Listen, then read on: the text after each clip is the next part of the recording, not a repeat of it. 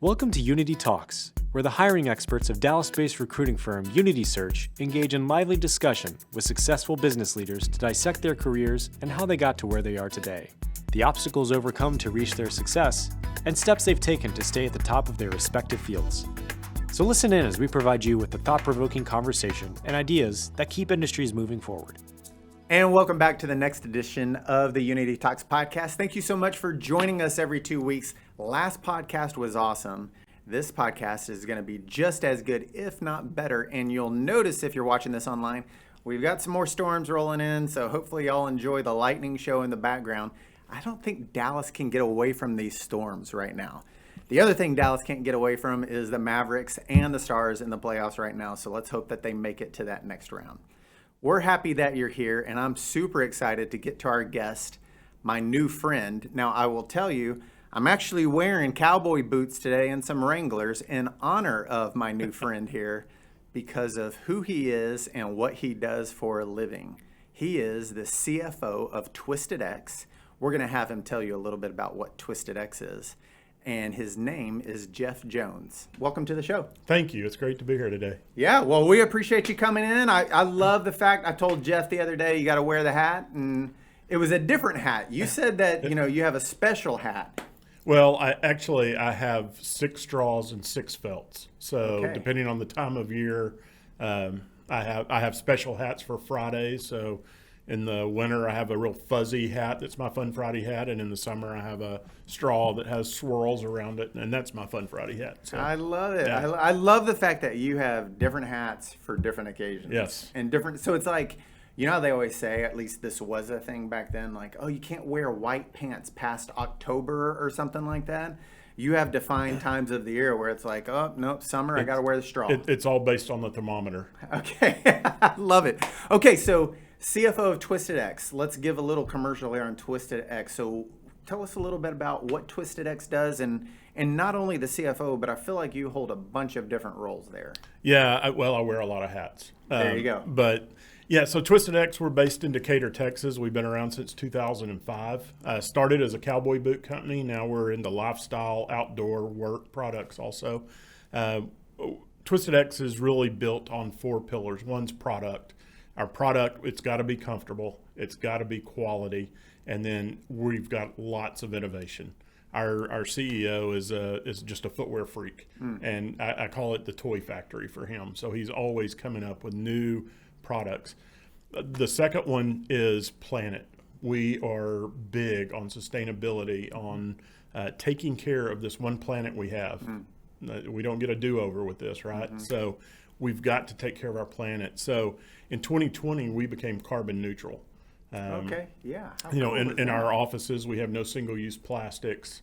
All of our products today have some element of sustainable, recyclable materials. Okay. So that is very important to us. Well, I got to tell you, Mike Blurton, one of my business partners, he's like, you got to tell Jeff Jones that I have Twisted X boots. All right. I love it.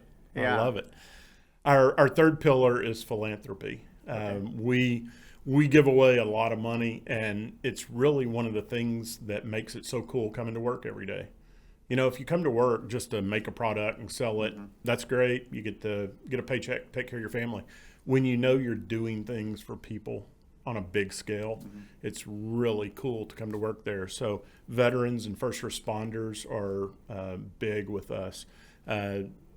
Just a year and a half ago, Prasad, our CEO, pledged $1.2 million to a counseling center there to start a Tough Enough to Wear Pink counseling center, helping people who have cancer. Oh, wow. And so we have 3 free counseling and life coaching for people who have cancer and their families. That's awesome. And we work with Kids Matter in Tarrant County. We do a lot of things to help a lot of people, which makes it really, really cool to be a part of that. And then the fourth pillar is partnership. We don't sell direct to consumer. We're kind of an outlier there because we think our retailers are truly our partners in selling that product. And so we work closely with them. We do the best we can to help them be successful. and it has helped us to grow tremendously. I love that, man. There's not, I mean, it's a bigger mission. There's a bigger Yes. purpose than just, hey, let's go sell some stuff. That's right. You know, I think that's super important. Well, I'm super glad that Mega Tucker on our team introduced us together, and I'm glad that you're on this show with us now. So I'm going to get into a little bit of your background, because we always do that to try to introduce our audience to you. And then the way this is going to go, after we get into your background, there is a leadership philosophy that you have come up with, and it has the acronym SOC. I'm going to leave it for there right now, and then we'll get back to describing what SOC means, because people are like, that has got to be a SOC. Yeah, it's what you wear on your feet. Yes. So we'll get into that here in a minute. But Jeff's sitting down right now. And when he stands up, he would be significantly taller than me. But we both had the same dream when we were, 9, 10 years old. He's from Tyler, Texas. He wanted to be a pro basketball player. So he would have been like a power forward or a center, where I would have been a little point guard because of our height difference. Dr. J was my hero back in my day. So I go back a little ways. But yeah, Julius Erving was who I wanted to be. Man, and Michael Jordan. Yes. I mean, who else? Yes. Michael Jordan for me in my time. So, but this is your career, okay? And I wrote this down, and I'm going to intentionally look at this to read this. Basketball to psychology to accounting to IT to HR to marketing to operations, editor, coach, speaker. You've done these. You still do a lot of these. Yeah. And you've just picked them up and put yourself in position to learn a lot of these things. So before we get into SOC, how is a CFO of a company an editor, a marketing guy, an IT guy, an HR guy? Like, how does that even happen? Yeah, it goes back to the psychology piece. I've always been curious what makes people tick. And it was something I was fascinated early on in life. And when I was going to go to college, I told my parents I'm going to be a psychology major. I was going to be paying for all of my schooling. And they came back to me after a little while and said, hey, we'll pay for half your tuition if you'll get an accounting degree, because my dad's best friend was a CPA. And I was smart enough to follow the money at the time. But I never really liked accounting for accounting purposes. And so I've always just had this thing in the back of my head about what makes the world go around, what makes things work. And I'm an INFJ Myers-Briggs. I've done some other assessments, and I'm always the weird thing that doesn't make sense, because I'm my right brain and left brain are just in angst with each other, I think. But I've always loved writing, and I used to write for some industry magazines, and now I write LinkedIn posts, and just trying to put a little positivity into the world. But I love to write; it's very cathartic for me. And yeah, so, just all these different things are things I have fun doing. Yeah. And so I just keep going and doing them. What's really cool is that you still use them today, even though it may have been IT a long time ago. Who knows? Yeah. But you still do it today. Even though it may have been HR a long time ago, you still have a hand in that, because you enjoy, like, if you're thinking of a CFO, this is what I was just telling Jeff a few minutes ago, to imagine him sitting behind a computer all day and not out of his office talking to operations, learning about how do you make that stitching on that boot there or something like that is what he has to do. He'd be like a caged animal if they put him in an office and closed the door. Yes. Well, and I would have to have a psychologist if I did that all the time. So I love that. All right, so we got to get into this SOC, okay, that we came here to talk about. Leadership philosophy, SOC. SOC is an acronym that Jeff turned. It stands for self. S is self. O is for others. C is for culture, and K is for curiosity. Yes, it's K, stands for curiosity. So we're just going to go through each one of those and spend a few minutes on each, helping you, or you helping us understand, what do you mean by that, and how can we implement that or exhibit that in our daily life, whether at work or at home with our family and friends. All right, so let's start with self. Yeah. On SOC. What does that even mean? Well, as I've gone through my career and experienced a lot of things, I've realized if I don't take care of myself, I'm in a lot of trouble. And, I use the analogy of I'm trying to pour into people, but if I'm empty, I have nothing to pour into people. And I think of the self part in two different ways. One is self as a part of something much bigger. I think we have to understand that we're a part of something much larger than ourselves. And when I was younger, I was very selfish. I was very inward focused. I was very much about what am I getting out of this?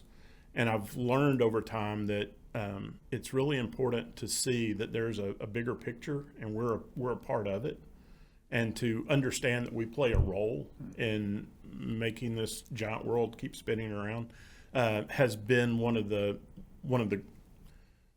great things for me to understand. And so that's one part of self. The other part of self is, what am I pouring into myself? And I've honestly been through lots of hours of therapy and counseling, mainly because of a traumatic event in my life. But I learned that this is making me a better me. I'm starting to be a life coach, business coach, or I call it a mental momentum coach. But I have a coach. How do I keep getting better at what I want to do? And then whether it's reading, whether it's quiet time, whether it's just the whole spiritual, physical, emotional, you've got to take care of those things to be able to truly help others and to pour into others. You opened up a can of worms here with me, because I think about things like this all the time. So first off, you think of, we're going to go back to the beginning of even us talking here. My favorite player was Michael Jordan, and I wanted to be the next Michael Jordan. I feel like everybody around my time wanted to be the next. He was the best in the game, but yet he had Tim Grover as his coach. And if you don't know Tim Grover, go look at his book, Relentless in Winning. It's ridiculous. It's super motivating. The best in the game, maybe in the world, and is still debated today, he had a coach to push. The smartest people, the best people who want to be the best at, they still use coaches. Yeah. And sometimes I get really conflicted with that, because then you have a business owner, you have a C-suite person who is a leader of an organization, and yet, they don't want coaching, or they don't want training, or they don't want to go to these things that are going to make them better because they feel like they've already reached there. But part of me says for people that are driven and want to succeed and want to pour into others, like there's always another level to unlock.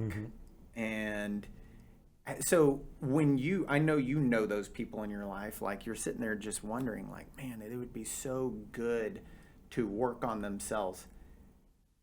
How do you even communicate that to people without offending people? How do you cross that bridge? Yeah, typically I just talk about what I've done for myself. And if that resonates with somebody, they'll go look for it, or they'll ask me more about it. But if they're closed to that, I always tell people, I can make decisions for one person, and that's me. I can't make them for you, or I can't make them for somebody else, but I can share what I've learned. I can share the experiences I've had, and tell people, hey, this is how I've become a better version of myself. And some see that. Some people who know me, that they're like, yeah, I think, I want to get what you've had. Yeah. Others don't. So I love your comment of, if your cup is empty, how are you going to be able to pour that into others? There's been an example I've used in the past where, like, if you're a caretaker, let's say that it's for, a parent that's aging, or it's for a baby, right? So the opposite ends of the spectrum. For those who have had kids, when I came home from work and my wife was with the kids all day long, as soon as I walked through the door, it's like, here, take them. I need to get away. I need some me time because I'm about going crazy. They had to go give themselves time for themselves to replenish and refill so they could be there better for the family. But it's not just the two examples I gave, aging parents or babies. That is family situation. that applies to the work as well, to your job and your team and people, because you're always being watched by someone, right? Yes. And so you always have to exhibit the behaviors of, I know I'm being watched right now. I want to have the right behavior. My life may not be going great. Something outside of work is bothering me, but I need to control that. I need to work on myself so I can exhibit the right mentality among the office, right? Sure. Yeah. I think self is great.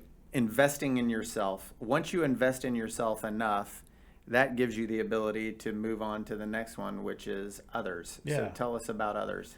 Well, I'll go backwards just a little bit. Most of our life, we've been told to put other people ahead of ourselves, to think of others first and ourselves. And I changed that purposefully because we do have to take care of ourselves to care about others. But I also believe the foundation of leadership is caring.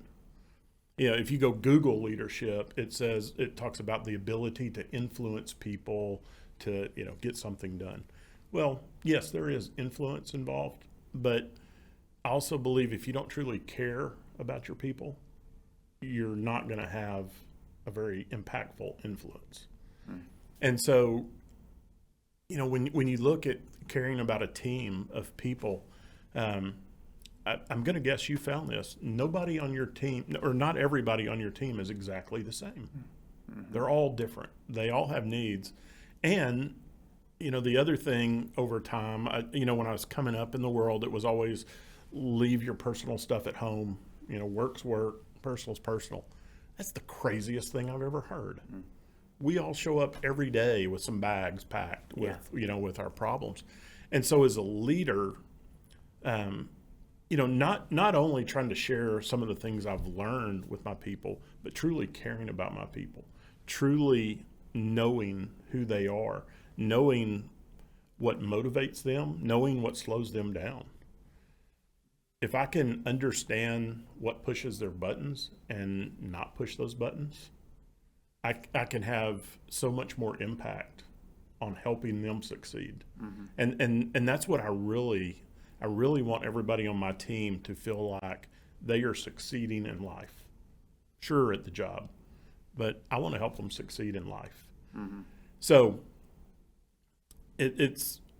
you look at Myers-Briggs, there's the 16 personality types. You look at the Thomas Kilmann conflict styles assessment, there's 5 different conflict styles, and those can be interwoven, so you get main levels and sub-levels. And so when you think about truly being a leader for others, I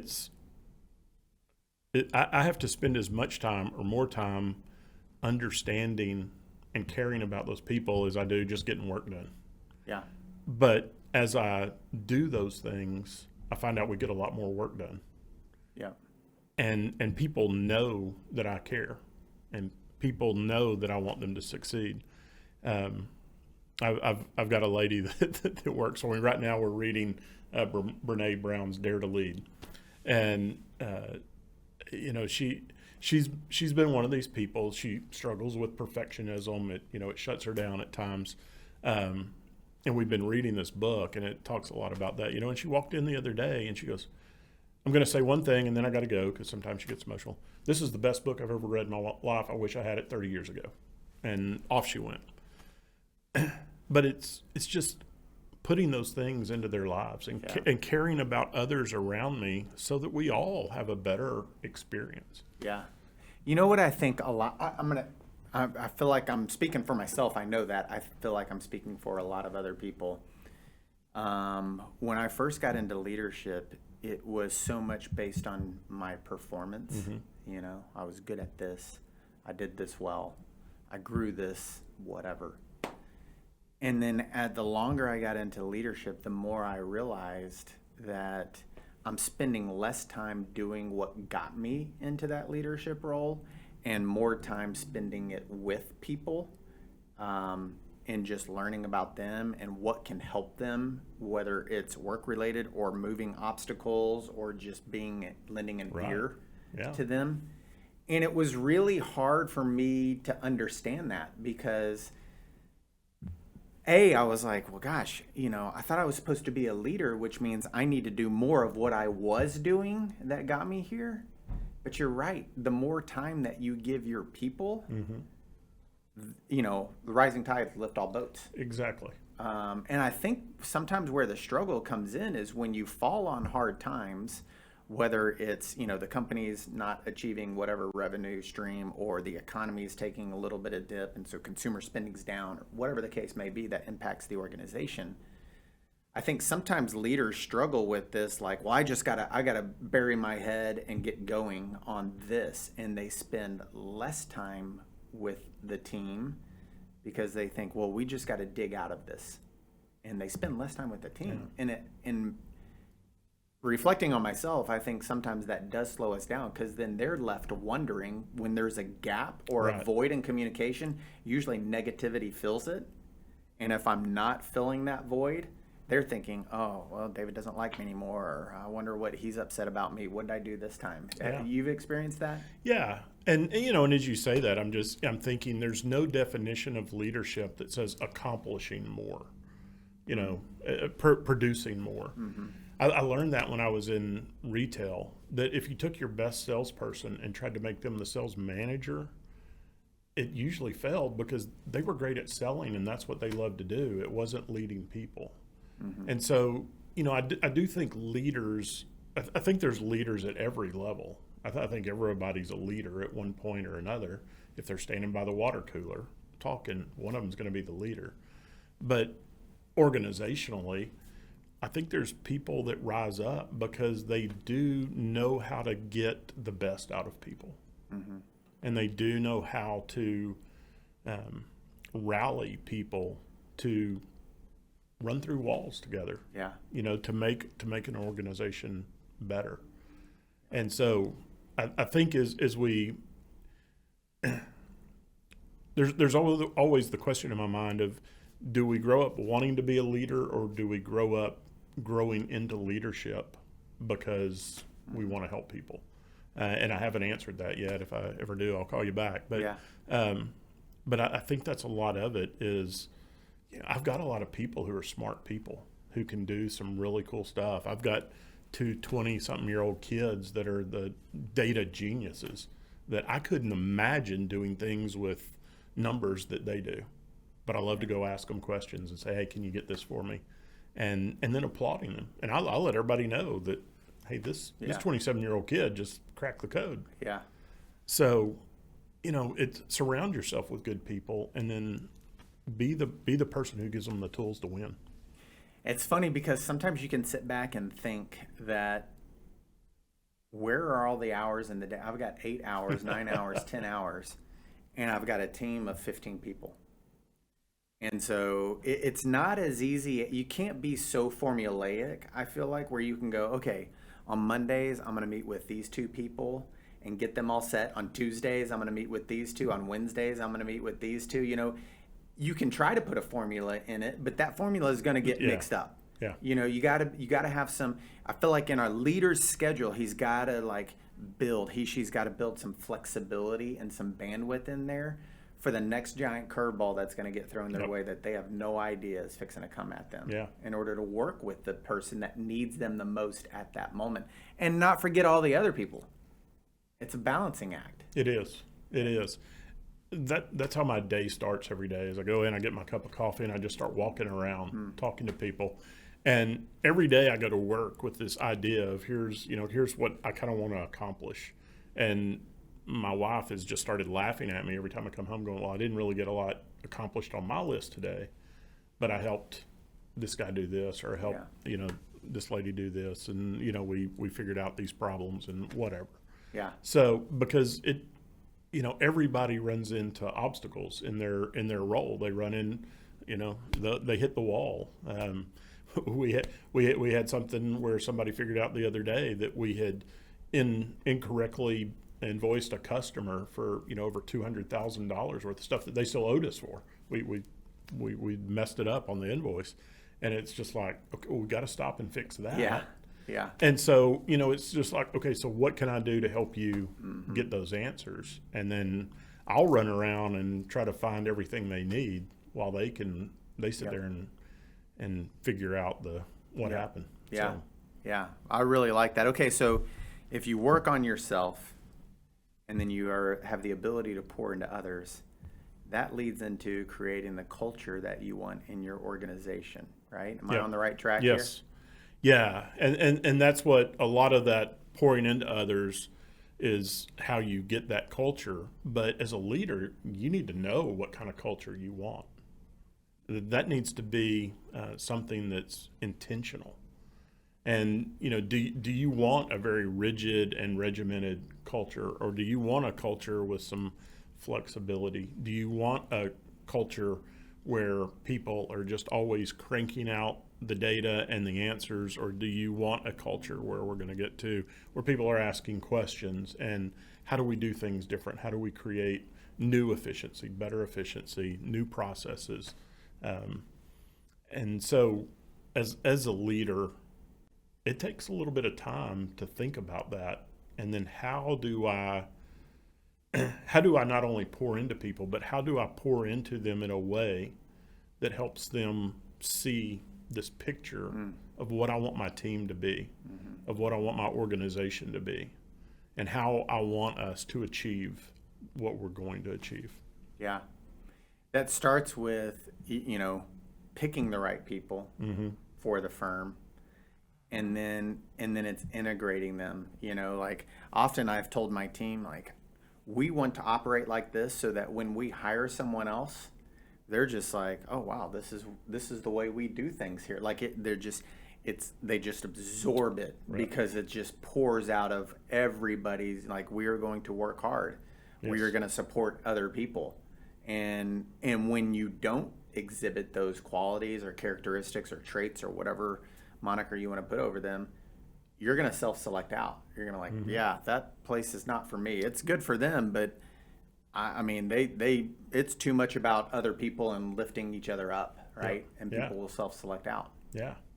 Yeah. It's, I've seen it work where not having that intentionality and not working towards that kind of created a little chaos in one place I worked. And it was when I was younger and still learning a lot of stuff, but it was very chaotic, and there was a lot of fighting, infighting and territorial type stuff. And so as I've moved to other places, that I have been much more intentional about that, because I don't want somebody. I mean, I had a meeting with my team yesterday where I was telling them, hey, we're fixing to start using this RPA, robotic process automation, to be better at stuff. But here's what I want you to understand. Nobody's going to lose their job because a bot is now doing some, stuff you were doing. I'm going to deploy you somewhere else. I want you to know that from the beginning. Yeah. And that's good. It's those kind of things where you create that we're fixing to walk into some change, and it's not going to be easy for any of us. But the one thing you have to know is you're secure here. Yeah. Yeah. And we can start from there. And when I can create that culture where people know we're going to face change and know that we're going to figure it out together. Yeah. Yeah. Then all of a sudden, all those problems you hit with technology, because you always do, they just become those nuisances that we're going to get past, because everybody knows in the back of their mind, we're all pulling the wagon together. That's right. That's exactly right. And even to go back to Brene Brown's Lead with Vulnerability, it's being vulnerable, but it's all about having that open line of communication, which opens you up to vulnerability, because you're open communication, and to the degree that you can as a leader, you're going to communicate early and often to the team that, hey, look, this is coming down the pipe for us, to use your example. But we've got a talented team here, and I'm going to redistribute these resources appropriately among the organization, because you're not losing your job, or, don't be scared of this. Let's embrace it. And it's going to take us to another level and give you better skill sets for the future. Right. So I could see how that. The other thing that you remind me of there, and I'm actually going to insert it here because we're about to get to your last one, curiosity, asking questions.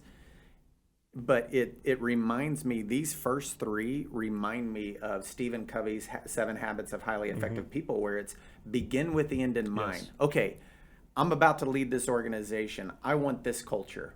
In order to have this culture, I've got to make sure I've got the right mindset for myself. I've got energy, my mind, body, spirit.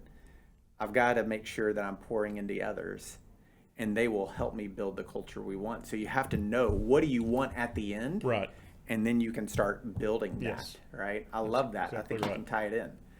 Last one. So curiosity with a K. Yes. All right. So you gotta help us here. Well, my hook is you're probably curious why I spelled it with a K. So, and just because it's spelled sock. So, and I'm going to back up a little bit, because it's like, why sock leadership? What even came up with that? And it's, for me, leadership, like I said, it's about caring, but then it's just something we do every day. All of us do it at some level every day. And so, my thought was, it's like putting on clothes. And back in the day when I was in public accounting, and I was back in public accounting way back when we had to wear coat and tie. And so I always wore braces or, suspenders and socks that matched, and they were always kind of cool. And so I've just always had this weird thing with my socks.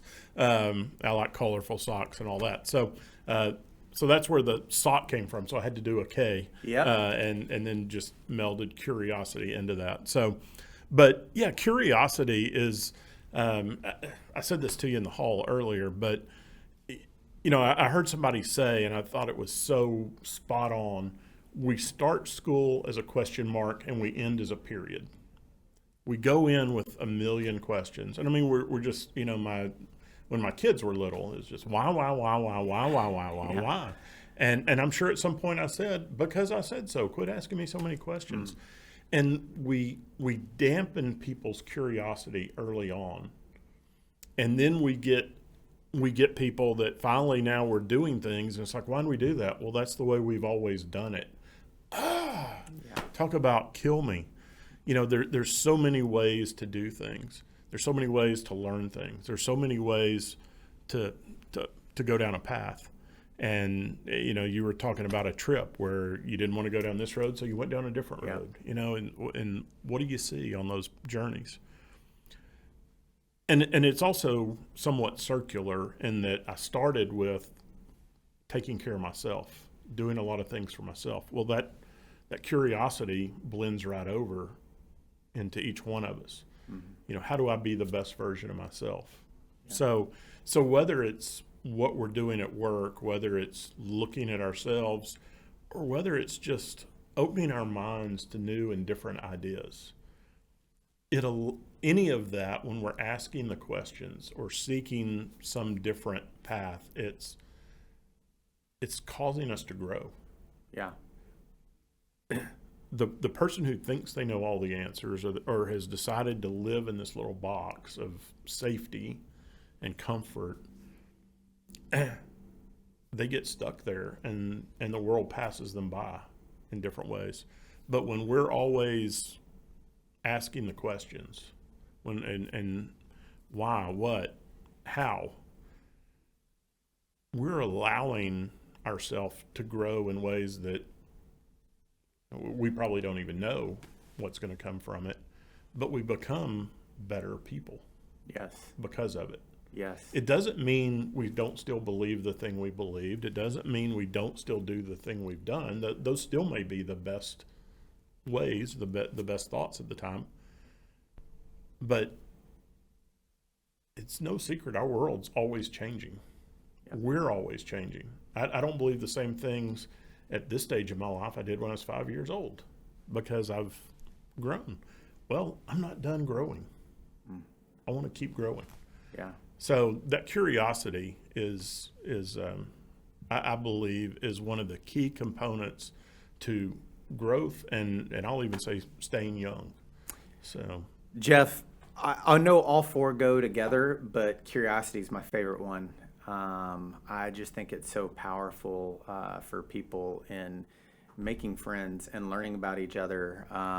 There's a book by Adam Grant called Think Again. Mm-hmm. I've brought it up on this show before, and that's helped me so much, because I don't want to be the person I was a year ago, and I don't want to be the person I was 5 years ago. And there's something, and I'm going to get the saying wrong, but it's strongly formed beliefs held loosely. Mm-hmm. You know, we all have strongly formed beliefs, but don't hold them so tight that you can't allow other thoughts and other ways of viewing situations, work or otherwise, to allow you to open your mind and go, man, I've never seen it from that perspective. Yeah. And so strong beliefs held loosely is something that I keep thinking about often, and I keep pondering that now, which is that curiosity. I want people to challenge me. Curiosity is good. I want people to challenge me. I want them to ask questions because I want to know the best, most efficient way. In today's day and age, where technology, you mentioned RPA just a few minutes, robotic process automation, things are coming at us faster than ever, and it's not going to slow down. It's only going to get faster. Yeah. So the way to operationalize something from a business standpoint and the impact it has on people's careers and departments is so huge that we need to be open to thinking through things differently and welcome it instead of just holding on to those beliefs so tightly. Yep. I think that's critical. It's one of those ones, I told you this in the hall earlier, it's like that old adage, God gave you one mouth, two ears. Yes. Use that one mouth to ask a question and then just listen with those two ears and make it impact you. Yeah. And the other thing about it that I talk about a lot is, you know, I went back to school and got a master's degree in conflict resolution because that's what all accountants do. But I'm just joking. But, you know, it's studying conflict and thinking about we always have conflict at some level. But the way you get through conflict in life is to be curious because we know what we believe.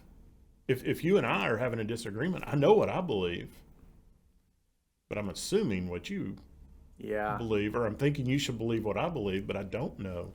And so I've got to be curious. I've got to ask questions. I've got to try to dig out more information so that we can get everything out on the table. And so, you know, whether it's negotiating a new contract or whether it's, you know, I'm in a disagreement with a coworker about how something gets done, we get the answers by asking questions. Yeah. Now, we can get there by imposing our will, but that's never the best solution. Yeah. Asking the questions and trying to figure out how to collaborate with other people. But you can only collaborate when you've been curious enough to see as big of a picture as you can possibly see. Bingo. You hit the nail on the head. Okay, so take us through it. SOC stands for? Self, others, culture, and curiosity. I think it's great. And I love how you tied the whole story in about something you got to do every day. Yeah.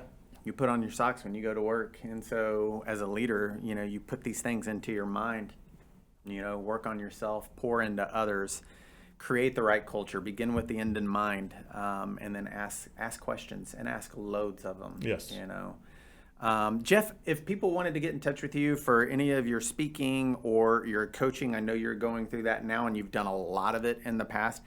How would they reach out to you? Yeah, the easiest place to find me is on LinkedIn. I've got a cowboy hat on and LinkedIn also. Or you can email me at jeff@Summit Collab, so Summit, SUMMIT, Collab, COLLAB.com, and I'll be happy to get back in touch with you. Every day, Jeff has, almost every day, maybe it is every day, you have a little bit of, you like writing, right? Yes. So you have a little bit of a Monday motivation and a Tuesday terrific topic or something that goes with the day, I've noticed. Yeah, I love to write, and really at the end of it, it's always just about trying to talk. I try to express some message of how do we share kindness with each other. And put a little positivity into it. But yeah, sometimes I'll just have some random stuff in there that you know, business things or something that makes absolutely no sense. But I was talking to a friend one day, actually at a college reunion, and we were just talking about, you know, how do we put more positivity in the world? And I thought, well, there's an avenue for me. Easy way to do it. Yeah, check him out, Jeff Jones, LinkedIn, CFO Twisted X. Jeff, thank you so much for visiting us today. I hope this was great for you.